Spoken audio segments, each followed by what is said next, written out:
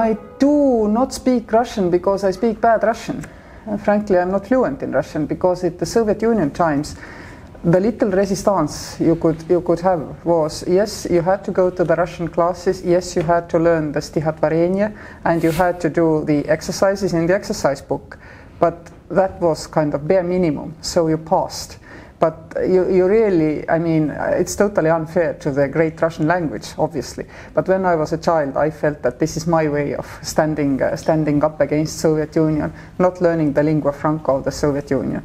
So my Russian's actually bad. But later in my life, I worked in Russian collectives, and I learned also a little bit about our own diaspora, Russian-speaking diaspora. And what was even more, which I didn't know when I was a child, but not every migrant from Soviet Union voluntarily came to Estonia. For example, I was managing a power plant, Iru power plant in Estonia, and my engineers had been forced to come to Estonia in 1980 because this was the type of power plant which didn't exist in Estonia.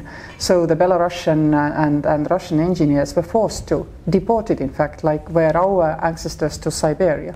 That was the cruelty of the Soviet Union. Nobody could choose where they lived. Some were kind of enticed by a carrot, some were simply forced. You have managed to get rid of Russian occupation.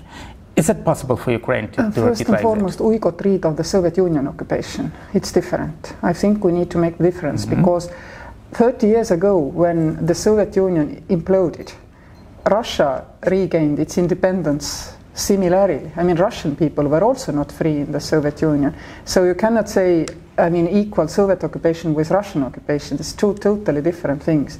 And actually, 30 years ago, I thought, and I think many of us thought, that Russia under Yeltsin has chosen the same democratic, free world direction as we had. And it's one of the biggest disappointments for me of the geopolitical developments of last 30 years, that it didn't happen to Russia this way. What was the reason to you? Why did they not manage to get free? I don't know. And I think the reasons in Russia, in Belarus, elsewhere, they must be very different.